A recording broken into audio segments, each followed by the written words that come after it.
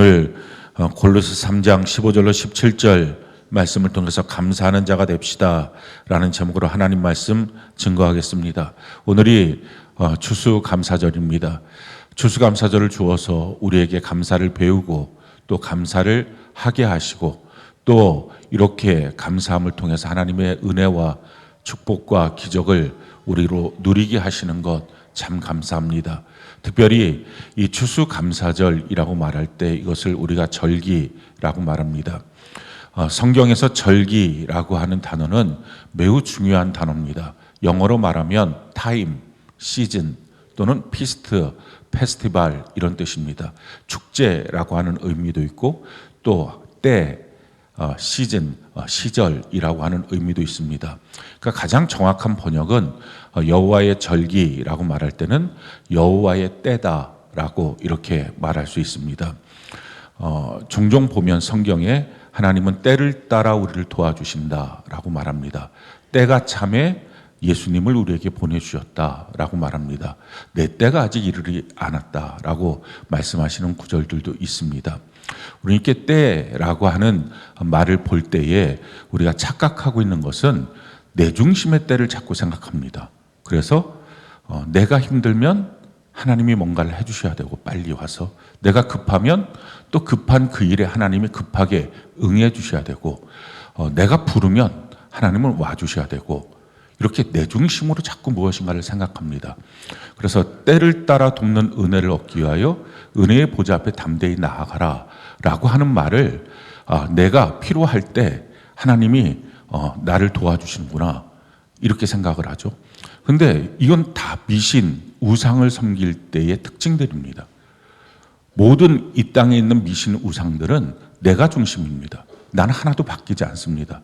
그러니까 내가 부적을 쓰면 뭔가 되고, 내가 구슬하면 뭔가가 되고, 이렇게 나는 안 바뀌고 내가 뭔가를 하면 뭔가가 이루어지는 이 중심이 우리가 전통적으로 갖고 있는 마귀로부터 배웠던, 세상으로부터 배웠던 종교 의식입니다.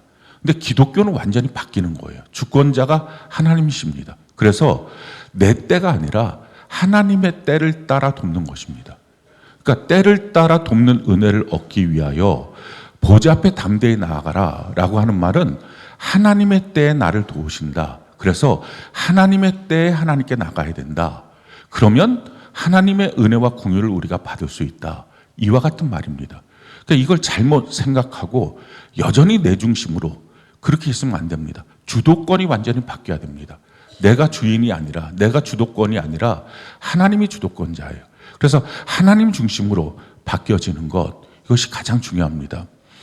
성경에서 난해 구절 중에서 한 가지로 꼽히고 있는 것이 예수님께서 예루살렘으로 가시다가 베다니 마을에 가고 있는 그 길가에 무화과나무 하나가 열매를 맺지 못합니다.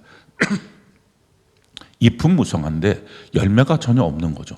예수님이 그 열매를 찾는데 열매가 없었습니다. 그래서 예수님이 그 나무를 저주합니다. 너는 앞으로 영원히 열매가 맺지 못할 거다. 그래서 그 저주를 받은 무화과나무는 뿌리채로부터 말라서 완전히 죽습니다. 근데 그 밑에 이와 같이 아주 성경이 꼭 꼽아서 기록을 했습니다. 무화과의 때가 아니었다라는 것입니다. 무화과의 때가 아닌데, 열매를 맺을 때가 아닌데 거기서 열매를 찾고 있는 예수님, 이거 자체가 넌센스 아니냐. 거기다가 예수님이 그 나무를 저주해서, 때도 아닌데 저주를 해서 영원히 열매를 맺지 못하게 했다는 것, 이거 진짜 문제 아니냐라고 난해 구절로 꼽힙니다. 근데 그게 아니에요. 지금 무화과는 자기 때를 말하는 거예요. 무화과의 때, 원래 내가 열매 맺는 때, 이때 와서 찾아야지.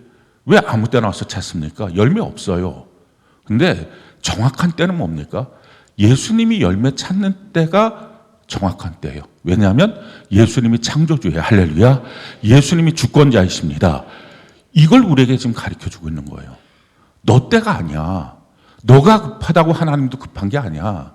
너가 힘들다고 하나님이 힘든 게 아니야. 너는 하나님의 때를 기다리고 하나님과 함께 리듬을 타야 돼 라고 이 지식을 가르쳐주는 것입니다. 그래서 신앙생활 잘하는 사람의 특징은 하나님의 때를 따라서 움직입니다. 하나님의 때를 따라서 같이 리듬을 탑니다. 이게 신앙생활 잘하는 거예요. 그래서 레위기 23장이 절기장인데, 그러니까 하나님의 여호와의 때에 관련되어 있는 장인데, 그 장에 8가지 절기가 나와 있습니다. 첫 번째 절기가 안식일이에요. 주일 성수예요.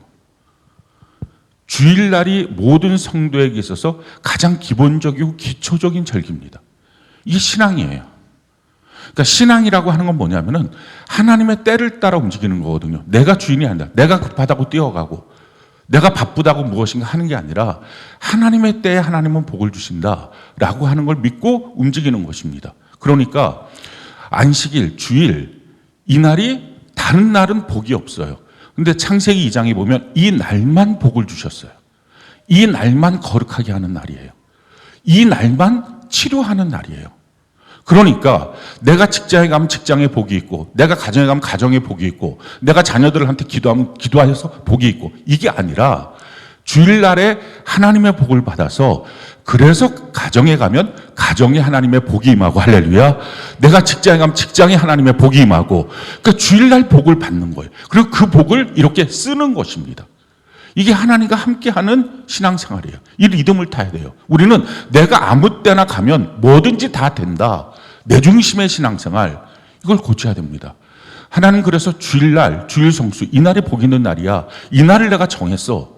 너는 이 날에 내가 원하는 장소에 와서 예배를 드려야 돼. 너는 너 중심으로 가서 아무데나, 너가 여행 가면 거기 가서 하나님 안 계셔? 거기서 예배 드리면 되지. 어디 가든지 예배 드리면 되지.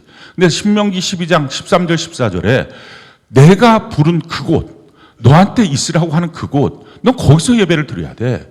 아무 데나 가서 예배 드리는 거 아니야 라고 하나님이 정해 놓으셨죠. 그래서 그날 예배 드리는 것, 이 주일날을 제대로 지키는 것이 에스겔 20장 20절에 그것이 바로 여호와의 백성이라고 하는 표징이다. 내가 너의 하나님이라고 하는 표징이다. 이게 신앙생활의 표징이에요. 그러니까 교회를 아무리 오래 다녀도 내가 오늘은 주일 성수했어요. 근데 다음 주는 주일 성수 못해요. 그건 주일 성수가 아니고, 주일 성수가 뭘까? 주의 날, 주의 때라는 것입니다. 그러니 이 날은 내 날이 아니라 주님이 정한 때니까 난 무슨 일이 있어도 이날 하나님 앞에 나와서 난 예배를 드리겠습니다. 할렐루야. 이 신앙의 결단을 하는 것입니다. 아무리 수술하고 누워 있어도 기도하라는 거예요, 하나님께. 하나님, 이날 내가 병실에 누워 있어도 될까요? 그럼 하나님이 사인 받아라. 왜? 하나님과의 약속이 선약이니까. 그거 아니면 나와라. 주님 앞에 나오라는 거예요. 뭐 병 걸렸어요. 나오라는 것입니다. 나오면 좋지 뭐. 그리고 죽으면 순교잖아요. 길바닥에서 죽으면 객사고, 하나님 앞에 예배드려 죽으면 순교고, 뭐 차원이 다른 죽음 아닙니까? 뭐가 됐든지 간에 하나님 앞에 나오라. 그날 정해놨다. 그러니까 정한 그날에 하나님께 나와서 예배를 드리라. 이날 가장 기쁘게 여기고, 너 스케줄대로 하지 말고, 너 마음대로 사사로운 말들 하지 말고, 그렇게 지키면 내가 너를 높은 곳에 올리고 내가 너를 보호하고 지켜주고 나의 기쁨으로 내가 너를 채워주겠다. 이게 하나님의 약속이에요. 할렐루야. 그러니까 그 복을 받는 것이 신앙생활의 시작입니다. 그러니까 신앙생활 아무리 오래 해도 주일날에 대해서 내가 중심으로 먼저 움직이고, 내가 바쁘니까, 내가 돈 벌어야 되니까 뛰어다니는 건 아직 신앙생활을 시작하지 않은 거예요. 그래서 저는 여러분들이 제대로 신앙생활을 오늘 결단했으면 좋겠어요. 내가 하나님과 함께 리듬을 타겠습니다. 할렐루야. 그래서 세상 만사를 하나님께 맡겨놓고 살겠습니다 라고 고백하는 것입니다. 그 고백 가운데 하나님의 복을 받고, 하나님의 지켜주심을 받고, 하나님의 높여주심을 받고, 이렇게 신앙생활의 삶을 사는 것. 그러면 우리 인생의 재정의 문제, 인간관계의 문제, 잘못된 관계로 말미암아 피곤해지고 고통스러운 많은 것들 90% 이상은 제거됩니다. 주일 성수 하나만 해도 완전히 바뀌어져요, 인생이. 왜? 하나님의 리듬을 타니까. 하나님 앞에 주도권을 드렸으니까. 전 여러분들 이렇게 하나님의 절기를 타고 움직이는, 하나님의 때를 따라 움직이는, 그래서 하나님의 때에 나를 도우시는 그 은혜로 살아가는 주의 복이 넘치기를 바랍니다. 그런지 안 그런지 해보시라는 거예요. 지금까지 내 마음대로 살았는데 이제 바꿔보시라는 거예요. 정말 여호와가 살아계신다면 말씀대로 하시겠지. 이대로 한번 해보라는 것입니다. 그래서 거기서부터가 신앙이 시작이에요. 저는 예수 믿는데요, 저는 교회에서 직분도 받았는데 다 소용없고, 성경 말합니다. 주일 성수의 신앙을 딱 결정하고 갖는 것, 그때부터 너가 하나님의 백성이라고 하는 표시야. 그때 너는 이제 성도가 되는 거야 라고 하나님이 정해놓으신 것입니다. 우리가 그 결단하는 은혜가 있기를 바랍니다. 그 다음에 나와 있는 절기가 유월절이고, 그 다음 무교절, 초실절, 오순절, 나팔절, 그리고 대속죄일, 초막절, 이렇게 절기가 나와 있습니다. 이 한 가지 한 가지가 참 놀라운 의미가 있어요. 제가 셀장들한테 지난 한 주간 이 양육을 했기 때문에 혹시 거기에 대한 영적 의미가 무엇인지 궁금하신 분들은 자기 셀장한테 물어보면 아마 다 가르쳐 주시게 될 것입니다. 그리고 오늘 추수감사절, 이날은 마지막 절기인 초막절에 해당되는 절기입니다. 이 초막절의 특징은 수장절이라고 불리기도 하는데, 밀추수를 끝나고 난 다음에 이걸 창고에 다 드리고 난 다음에 하나님 앞에 감사로 그렇게 절기를 지키는 절기입니다. 이 초막절은 왜 초막절이냐면은 다 초막은 길거리로 나와서 초막을 짓고 장막을 짓고 자기 집 앞에서 나와서 그래서 이렇게 초막을 짓고 일주일 동안 산다 해서 초막절입니다. 40년 동안 광야 생활한 이스라엘 백성들이 그 광야의 때에 아무것도 없이 나왔는데 하나님이 지켜주셨다. 복을 주셨다. 신발도 헐지 않고 옷도 헐지 않도록 먹을 것 만나 메추라기 그 또 반석에서 샘을 터뜨려서 우리 다 먹여주셨다. 그 감사하신 하나님을 기뻐하면서 감사하는 것입니다.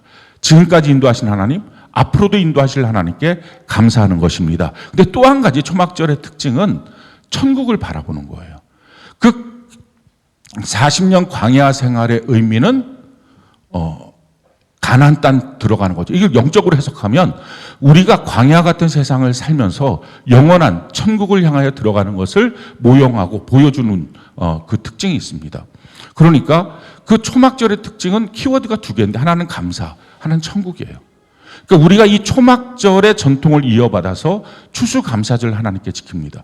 추수감사절의 키워드는 감사와 천국이에요. 교회 나오는 이유가 뭡니까? 구원받기 위해서. 그리고 그 구원의 완성은 천국 입성입니다.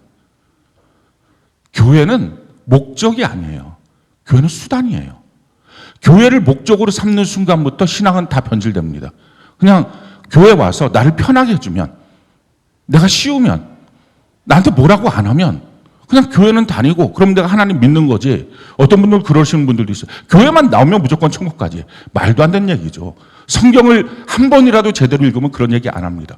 그러니까 그냥 교회가 목적이 되면 교회 잘 나와서 편안하고 사람들과 교제하고 먹고 마시고 즐기고 이러면 되는 줄 압니다. 근데 교회는 목적지가 아니에요. 교회는 천국을 가게 하는 수단입니다.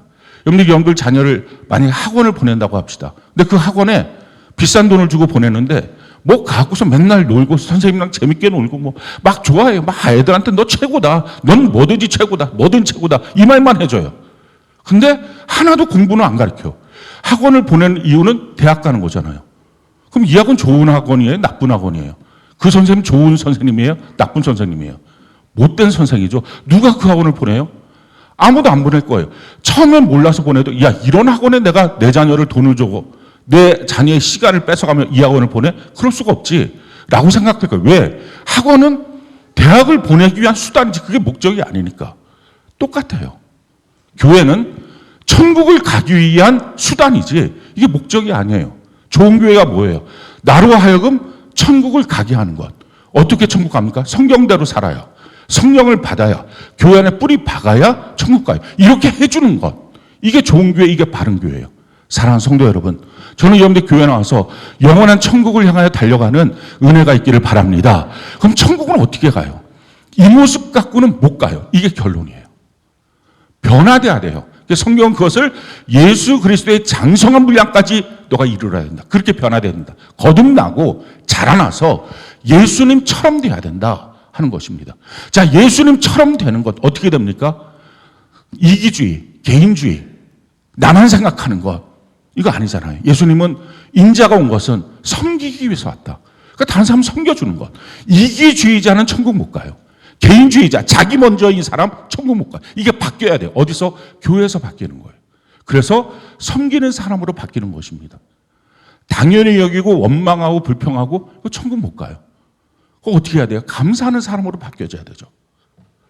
또한 영혼에 대해서 귀하게 생각하지 않는 사람.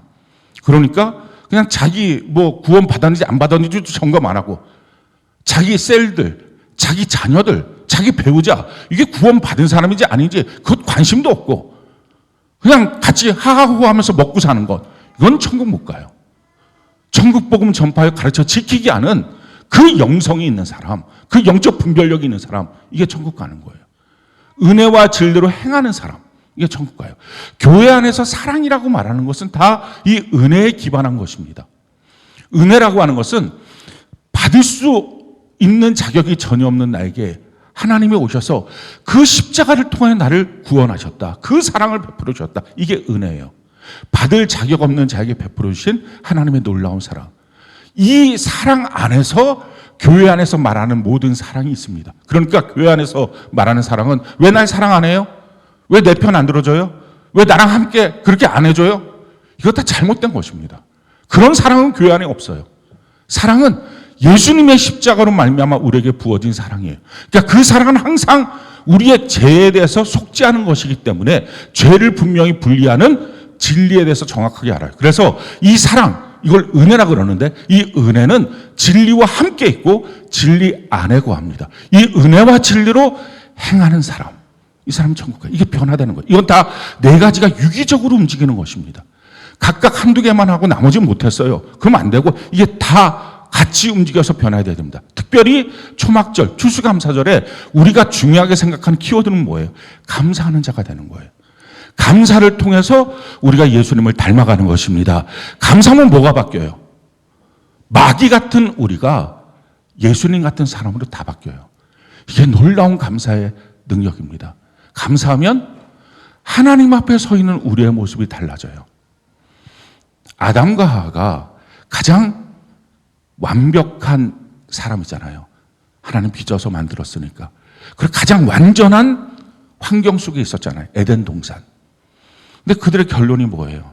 신라곤이 됐어요. 그리고 아들 둘인데 맏아들은 동생을 죽이는 살인자, 동생은 살해를 당한 사람. 가정은 풍지박산 났어요. 근데 더 큰 문제는 그 아담과 하와를 통해서 이 땅에 죄와 사망과 마귀 역사가 들어왔어요. 그래서 우리가 고통스럽게 눈물을 흘리고 괴롭게 사는 이유가 뭡니까? 거기서 죄와 사망의 문을 열어놔서 그래요. 성경은 우리에게 이렇게 말합니다. 로마서 5장 12절 같이 한번 목소리 한번 읽어볼까요? 시작. 그러므로 한 사람으로 말미암아 죄가 세상에 들어오고 죄로 말미암아 사망이 들어왔나니 이와 같이 모든 사람이 죄를 지었으므로 사망이 모든 사람에게 이르렀느니라. 그리고 그 한 사람 때문에 죄와 사망의 문을 열어놓은 거예요. 그래서 지금까지 그 문이 열려서 죄도 들어오고 사망도 들어오고 마귀 역사도 들어오고 고통과 슬픔의 수많은 저주의 일들이 들어온 것입니다. 이게 왜 이렇게 됐어요? 마귀한테 당해서 그래요. 마귀한테 져서. 자, 그걸 성경 뭐라고 말합니까? 창세기 3장 1절로 6절. 우리 같이 한번 목소리 읽어볼까요? 시작. 그런데 뱀은 여호와 하나님이 지으신 들짐승 중에 가장 간교하니라. 뱀이 여자에게 물어 이르되 하나님이 참으로 너희에게 동산 모든 나무의 열매를 먹지 말라 하시더냐. 여자가 뱀에게 말하되 동산 나무의 열매를 우리가 먹을 수 있으나 동산 중앙에 있는 나무의 열매는 하나님의 말씀에 너희는 먹지도 말고 만지지도 말라 너희가 죽을까 하노라 하셨느니라. 뱀이 여자에게 이르되 너희가 결코 죽지 아니하리라. 너희가 그것을 먹는 날에는 너희 눈이 밝아져 하나님과 같이 되어 선악을 알 줄 하나님이 아심이니라. 여자가 그 나무를 본즉 먹음직도 하고 보암직도 하고 지혜롭게 할 만큼 탐스럽기도 한 나무인지라. 여자가 그 열매를 따먹고 자기와 함께 있는 남편에게도 주매 그도 먹은지라. 이 뱀을 요한계시록에 보면 그게 마귀가 여기에 빙의됐다라고 설명하고 있습니다. 지금 마귀 그건 하는 게 뭐예요? 1절에 보니까 야 여기 있는 거 모든 것들 다 먹지 말라고 했느냐? 아니잖아요. 첫 번째 주는 게 의욕이에요. 의심을 줘요. 하나님의 그 풍성하심, 하나님의 신실하심, 하나님 날 사랑하고 계시는 것, 그걸 믿지 못하게 만들어요. 교회 안에서 내게 주시는 그 사랑들, 이걸 믿지를 못하는 거예요. 이게 마귀의 첫 번째 역사예요. 믿지 못하게 두 번째 하는 게 뭡니까? 미혹이에요. 속여요. 3절에 보니까 동산 중앙에 있는 나무의 열매는 하나님의 말씀에 너희 먹지 말라라고 했는데 4절에 보니까 뱀이 여자에게 이르되 너희는 결코 죽지 않는다. 하나님의 성경에 분명히 기록되어 있는데 야, 아니야. 그 과장법이야. 꼭 그렇게까지 해야 돼? 이거 심어주는 거예요. 성경에 있는데도 불구하고 에이, 꼭 그렇게까지 해야 돼? 성경의 약속인데도 불구하고 그거 안 되는 거야. 이게 마귀의 역사예요. 이게 미혹이에요. 속이는 거예요. 자, 속고 나면 그 다음에 하는 게 뭡니까? 유혹이에요. 세상이 훨씬 더 좋게 보여요. 그래서 여자가 6절에 보니까 그 나무를 본즉 먹음직도 하고 보암직도 하고 지혜롭게 합니다. 그러니까 눈을 열어보니까 마귀한테 속고 나니까 세상이, 그 죄가 그게 좋아 보이는 거예요. 이게 의욕, 미혹, 유혹으로 도전합니다. 그래서 여기한테 진 거예요. 아담과 하와가. 자, 그러면 모든 사람이 다 집니까? 안 그래요. 지는 자가 있는가 하면 이기는 자가 있어요. 다 진다고 생각하지 마십시오. 그리스도인은 이기는 자예요. 그래서 성경이 우리에게 뭐라고 말합니까? 요한계시록 21장 7절 우리 같이 한번 소리 한번 읽어볼까요? 시작. 이기는 자는 이것들을 상속으로 받으리라. 나는 그의 하나님이 되고 그는 내 아들이 되리라. 이기는 자가 천국을 상속으로 받는 거예요. 그리스도인이 뭐예요? 이기는 자예요. 물론 처음에 그리스도인이 되었을 때 처음부터 다 이기지 못할 수 있어요. 지는 게 더 많겠죠. 근데 하나님의 말씀을 읽고 하나님의 교회 안에서 잘 훈련받고 성령의 감동을 받으면서 점점점 이기는 게 많아져요. 그리고 마침내는 다 이겨요. 이게 그리스도인이에요. 자, 그러면 누구는 마귀 역사가 시작하면 지고 누구는 이길까요? 그 차이가 뭘까요? 마음 자세예요. 아담과 하와의 마음속에 만약에 감사가 가득했다. 근데 마귀가 와서 야, 이거 먹지 말라. 야, 쓸데없는 얘기하지 마. 우리 하나님 얼마나 좋으신 분인데 우리 하나님 너무 좋아. 막 이렇게 말하면 그냥 귀신이 다 떠나가 버려요. 마귀가 떠나가 버려요. 근데 자기 안에 감사가 없이 어떤 생각이 있었던 거예요? 당연하게 여기는 거예요. 지금 누리고 있는 모든 것들. 당연하게 여기니까 조금이라도 뺏기면 이게 불평이 나와요. 우리 물 경험 다 했죠? 최소한 이 파주 지역에 사시는 분들은 아마 경험을 다 하셨을 텐데, 와, 우리가 그렇게 물을 많이 쓰는 사람인 줄 몰랐어요. 어떤 분들이 양치 하나 하는데 막 물 2통을 썼다, 뭐. 아니, 화장실에 물통은 왜 이렇게 커요? 와, 끝도 없이 들어가요. 그러니까 생수로 이렇게 지저분한 일들을 처리하는 사람들은 우리밖에 없을 거예요.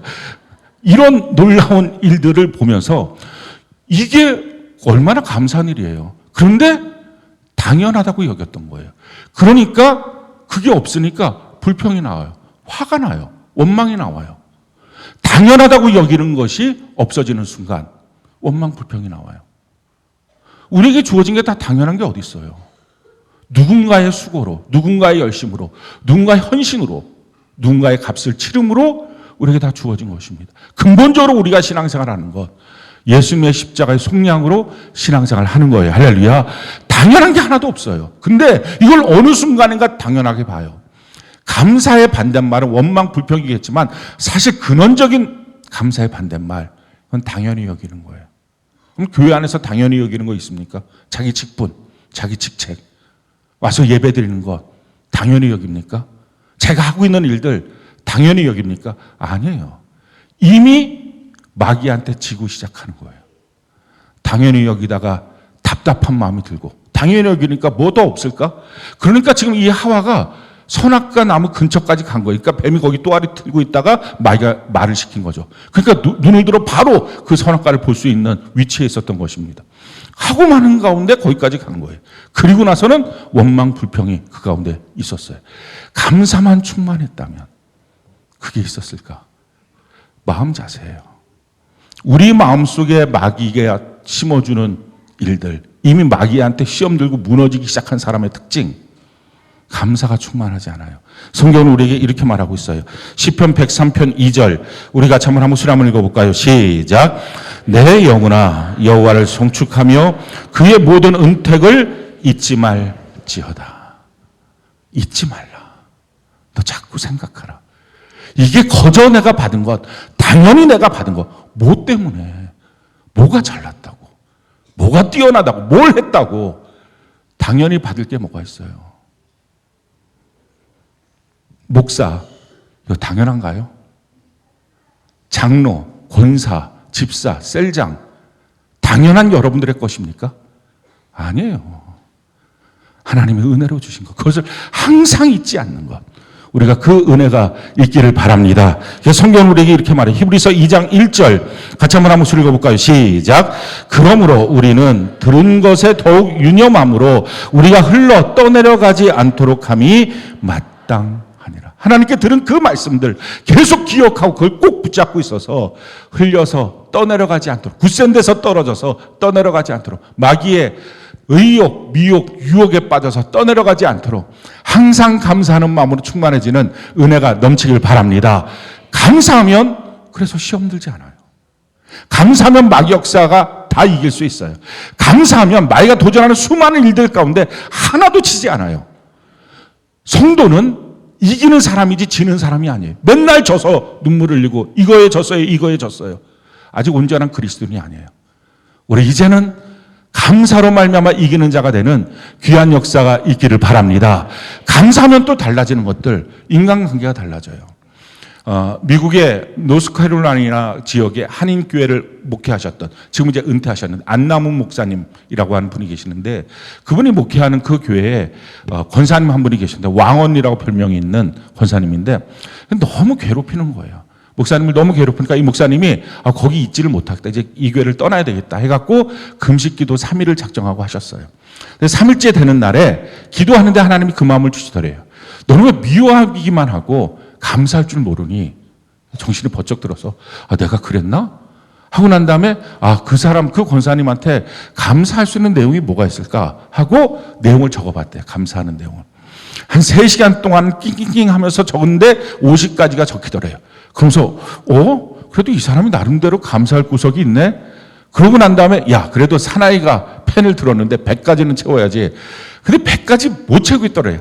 아무리 찾아도 감사할 것이 전혀 없더래요. 그래도 막 새벽까지 해서 감사하는 것 100가지를 딱 채운 거예요. 그러고 난 다음에 이것을 전해줘야지. 근데 얼굴 보고 전해줄 용기는 별로 없어서 이거를 그 사람 우체통에다 집어넣고 와야지 하고 우체통에 집어넣고 이제 온 거예요. 그러고 나서 주일을 맞이했는데 이 권사님이 두 손을 벌려가고 막 뛰어오면서 목사님 하면서, 나는 목사님 미워갖고 막 그렇게 괴롭혔는데 목사님은 저한테 이렇게 100가지나 감사하는 내용을 적어주셨다고 너무 고맙다. 관계하다가 회복이 된 거예요. 근데 이건 시작이었어요. 진짜 중요한 건 그 다음부터 시작하는 거죠. 이 목사님의 가정에서의 별명이 시베리아였었는데 아주 그냥 싸늘하게 맨날 지적만 하고 너 이거 똑바로 못해 이것만 하는 분이었었는데 이 감사 편지를 통해서 바뀌어진 걸 봤잖아요. 이게 딸과의 관계가 너무 안 좋았는데 맨날 지적만 하니까 그 딸이 좋아하겠습니까, 아버지를. 그래서 이제 이 딸과의 관계를 풀기 위해서 감사 편지를 이제 한번 해봤던 거, 성공했던 것대로 감사 편지를 쓴 거예요. 일주일에 한 2번, 3번 해갖고 한 3개월 정도 쓰다가 보니까 이 딸아이의 마음이 열리기 시작한 거예요. 그리고 딸아이의 마음속에 아주 큰 돌덩어리, 맨날 그렇게 뭐라고 하니까 돌덩어리가 있죠. 그러니까 그 돌덩어리가 치워지면서 아이가 학교 생활이 달라졌대요. 그 아이가 원래 공부 못하는 아이인 줄 알았대요. 근데 그게 아니라 이게 마음에 그냥 큰 돌덩어리가 있으니까 공부하기 싫었던 거예요. 그래갖고 공부하는 마음으로 바뀌어지니까 아이가 공부를 너무 잘해서 아너 클래스, 그러니까 우리로 말하면 우수반 으로 들어간 거예요. 그러고 나서 최고의 주립대학 합격하고 빌 게이츠 장학금을 받아서 영국 옥스퍼드의 최고 경영자 과정, 이 석사 과정을 들어갈 수 있었던 거예요. 완전히 바뀌어졌다는 거예요. 그러면서 이 목사님이 간증하는 내용이 뭐냐면 이거예요. 내가 지금까지 미움이라고 하는 안경을 쓰고 있었습니다. 이 안경을 벗으니까 세상이 다르게 보이네요. 사람들이 다르게 보이네요. 라는 거였어요. 사도 바울이 권면하고 있는 내용, 이와 같은 말씀을 권면하고 있어요. 빌립보서 1장 3절, 10절, 11절 같이 한번 목소리 한번 읽어볼까요? 시작. 내가 너희를 생각할 때마다 나의 하나님께 감사하며 너희로 지극히 선한 것을 분별하며 또 진실하여 허물 없이 그리스도의 날까지 이루고 예수 그리스도로 말미암아 의의 열매가 가득하여 하나님의 영광과 찬송이 되기를 원하노라. 생각할 때마다 하나님께 감사한다 하는 것입니다. 이 마음을 갖는 것. 그럼 인간관계는 달라져요. 그 자기 배우자를 생각할 때마다 하나님께 감사가 나오는 거예요. 정말 귀한 사람을 주셨구나. 귀한 사람이랑 결혼했구나. 자기 자녀를 생각할 때마다 감사가 나오는 거예요. 자기 세런들을 생각할 때마다 감사가 나오는 거예요. 자기의 셀장, 자기의 영적 리더를 생각할 때마다 감사가 나오는 거예요.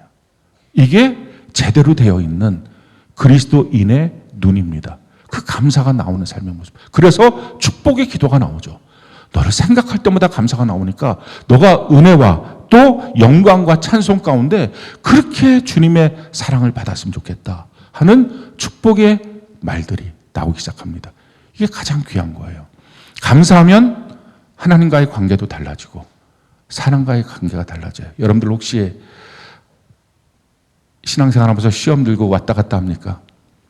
인간관계 속에 고달파고 힘들어하고 가정은 가정대로 직장은 직장대로 삶은 삶대로 힘들어합니까?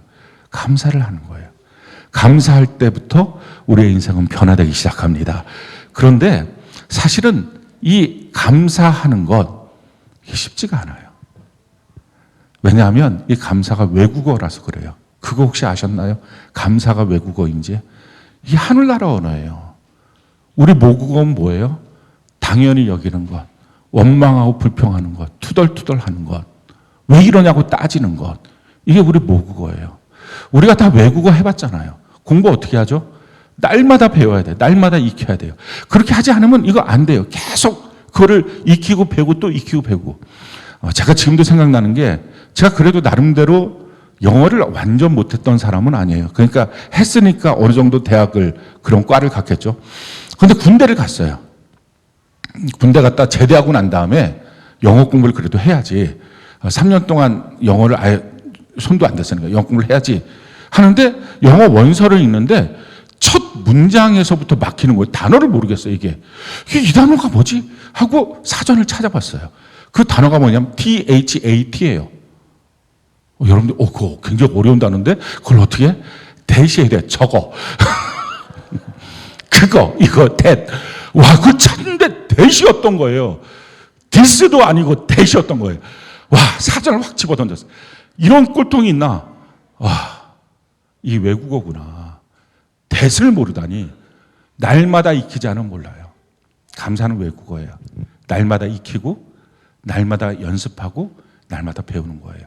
어떻게 그럼 이 감사를 우리가 익혀서 나 같은 마귀 자식이 예수님화가 될 수 있을까? 예수의 장성한 분량까지 이르를 수 있을까? 오늘 그것을 우리에게 가르쳐주고 있습니다. 오늘 15절 같이 한번 한 목소리 한번 읽어볼까요? 시작. 그리스도의 평강이 너희 마음을 주장하게 하라. 너희는 평강을 위하여 한 몸으로 부르심을 받았나니 너희는 또한 감사하는 자가 되라. 우리가 감사하라 감사하라 명령으로 받았지만 그게 잘 안 됩니다. 그래서 성경은 말해요. 너가 먼저 감사하는 자가 돼야 돼. 우리가 이 감사라고 하는 외국어를 익혀서 능수능란하게 쓸 수 있는 사람이 돼야 돼라는 것입니다. 자, 그러면 어떻게 이 감사 우리가 익힐 수 있을까요? 16절 같이 한번 볼까요? 같이 한 목소리 시작. 그리스도의 말씀이 너희 속에 풍성히 거하여 모든 지혜로 피차 가르치며 권면하고 시와 찬송과 신령한 노래를 부르며. 예. 첫 번째 해야 될 일은요, 말씀을 같이 나누는 거예요. 그래서 셀에서 말씀 나누는 게 너무 중요해요. 셀에서 말씀을 나누는 사람과 그렇지 않는 사람은 감사를 익히는 속도가 완전히 달라요. 자기 생활에서 왜 감사가 잘 안 나올까? 말씀을 잘 안 보고, 말씀을 잘 안 듣고, 말씀을 잘 안 나눴기 때문에 그래요. 그러니까 뭐 누구는 환경이 좋아서 감사하는 게 아닌 거예요. 이게 외국어인데 자기한테 익숙해진 거예요. 전 여러분들이 하나님의 말씀을 잘 듣고 잘 읽고 잘 나눔을 통해서 감사가 익숙해지는 은혜가 있기를 바랍니다. 자, 두 번째 해야 될 건 뭡니까? 감사하는 마음으로 하나님을 찬양하고. 두 번째예요. 그래서 예배 시간 늦지 마십시오. 주일날 한번 딱 드린 예배 이것조차 늦으면 이날이 절기인데 하나님의 때인데 이것조차 늦어서 찬송도 못하고 그냥 터덜터덜 걸어 들어오면 언제 감사를 익히겠어요? 나는 왜 내 삶에 감사가 잘 안 될까? 찬송 안 해서. 찬송도 그냥 부르는 게 감사하는 마음으로 찬송하는 것. 그러니까 찬송을 할 때 이게 아는 찬송도 있고 모르는 찬송도 있어요. 그럼 모르는 찬송은 어떻게 해야 됩니까? 아는 찬송은 아니까 힘차게 부르는 거예요. 모르는 찬송은 어떻게 해요? 아는 것처럼 불러야 돼요. 그러니까 곡을 몰라. 그러면 이렇게 누가 보면 되게 잘 아는 것 같아. 근데 잘 못하는 사람, 삶에서 감사가 없는 사람은 안 해. 안 하는데 어떻게 알아요? 외국어인데 자기가 안 하는데 어떻게 알아? 일찍 와서 기도하고 그냥 아는 것처럼 부르는 귀한 역사가 있기를 바랍니다. 자, 세 번째 해야 될 게 뭡니까? 또 무엇을 하든지 말에나 일에나 다 주 예수의 이름으로 하고 그를 힘입어 하나님 아버지께 감사하라. 무엇을 하든지 말에나 일에나 다 예수 그리스도를 힘입어서 감사라라는 것입니다. 이것은 우리가 있는 모든 상황, 직장이든지 가정이든지 배우자든지 자녀든지 내게 있는 모든 환경, 상황, 만나는 사람 이거 다 뭐라고요? 하나님이 기가 막히게 세팅해 놓으신 거예요. 아멘 합시다. 물론 여러분들이 지금 동의돼서 아멘하지 못하는 분들도 있을 것입니다. 생각하면 생각할수록 아멘이 아니고 노멘이 나옵니다. 이런 분들이 있을 거예요. 근데 잘 들으세요. 내게 주어진 모든 환경, 하나님이 모르는데 그렇게 흘러가서 와, 내가 몰랐다. 실수다야. 너 거기가 있었니? 내가 몰랐다. 지금까지. 관심을 안 뒀네? 너가 그 사람이랑 결혼한 거야? 진짜 몰랐다. 미안하다. 너가 그런 아이를 낳았다고? 진짜 내 실수다. 이런 거 있을까요? 한 개도 없어요. 이게 다 하나님의 기가 막힌 세팅이에요. 그래서 성경은 말해요. 하나님의 부르심, 하나님의 이끄심, 후회하심이 없다. 완전하게 만들어 놓으셨다. 할렐루야. 그런데 이 지식을 갖고 있으면 또 성경 한 구절에서 뭔가 잘 다른 말이 나와요. 그래서 부딪혀요. 하나님이 사울왕을 세웠다는 걸 후회하셨다. 이런 기사가 나와요. 그러면 뭐야? 하나님 후회하셨다며. 왜 근데 후회하심이 또 없대? 이거예요. 하나님이 사울을 왕으로 세운 것 완벽한 세팅이에요. 하나님의 완전한 기가 막힌 섭리로 해놓으신 거예요. 근데 문제는 뭡니까? 이 사울이 육신의 눈만 있어요. 자기 중심이에요. 자기 것만 봐요. 그러니까 주변을 봤을 때 하나님의 뜻은 하나도 몰라요. 하나님 왜 이렇게 이끄셨는지 생각도 안 해요. 그러고 자기 눈에 거슬리면 원망하고 불평하고 심지어 사위인 다윗조차도 가서 창으로 찔러 죽이려고 그러고 자기 마음에 안 드니까 계속 NG를 내는 거예요. 하나님 말씀하시는 거예요. 넌 참 후회스러운 인생이다. 하나님이 하신 일이 후회한 게 아니라 너가 참 후회스러운 인생이다. 오늘 직장을 갔어요. 하나님이 모르는 상태에서 직장 갔을까요? 그렇지 않아요. 하나님의 기가 막힌 뜻 가운데 만나게 하셨어요. 왜? 무엇인가 나로 하여금 뭐 하라고요? 감사하는 자가 되게 하려고. 아멘 합시다. 그렇게 만나게 하셨어요. 근데 그건 생각 안 해. 자기 중심이고 육체의 눈만 있으니까 원망하고 불평해요. 그럼 주님이 말씀하실 거예요. 너 참 후회스럽다. 가정 안에서 기가 막힌 자녀를 하나님 주셨어요. 하나님이 기가 막힌 선물이에요. 근데 그 자녀를 보면서 막 원망하고 불평하고 욕하고 싸워요. 부부끼리도 서로 그래요.